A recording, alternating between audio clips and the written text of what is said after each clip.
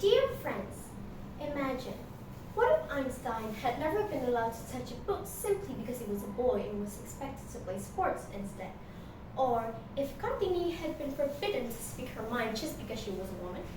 How far behind would the world be? And that's why I want to talk about something invisible yet incredibly limiting but to students in school. Greeting!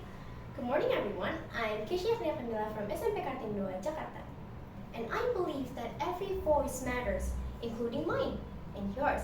And that's why I'm here today to speak up about something important to me. When stereotypes speak louder than talent, the silent barrier in classrooms. So, when you hear the word leader, what image comes to your mind?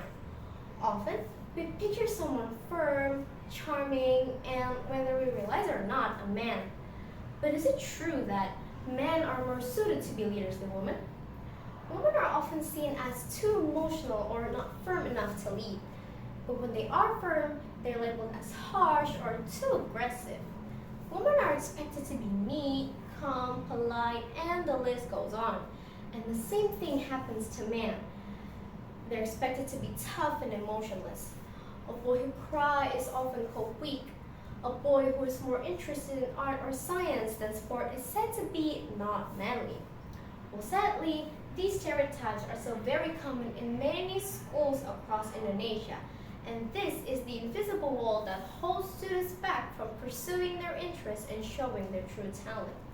So, what's the impact on students? The students begin to doubt their own potential just because they feel like they don't fit in. They're afraid to express their interests. They're underestimated simply because of their gender. But here's what we must remember. Talent and emotion have no gender. Girls and boys are equally capable of critical thinking, equally capable of becoming strong leaders, and equally allowed to express their feelings without being labeled as dramatic, bossy, or weak. A school should be a place where students can find themselves, a place where they're free to explore, to make mistakes, and to grow.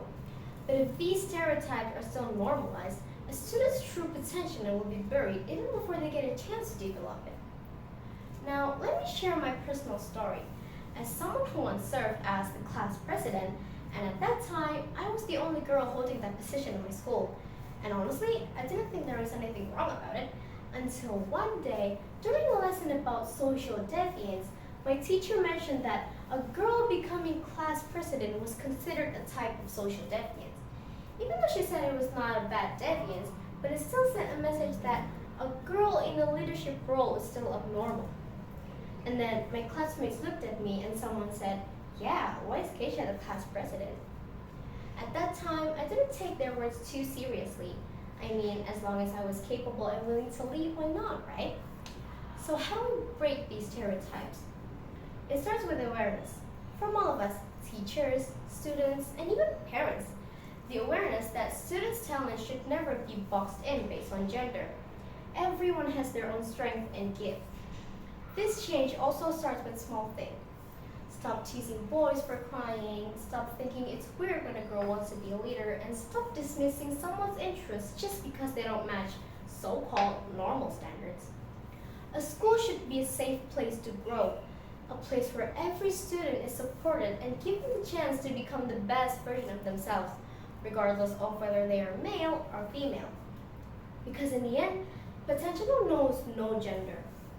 Leadership, courage, intelligence, creativity, these belong to anyone who is willing to learn and strive, no matter if they're a boy or a girl. So let's break the silence of stereotypes and let talent speak louder. Everyone, regardless of their gender, deserves the chance to grow, lead, and shine. Thank you.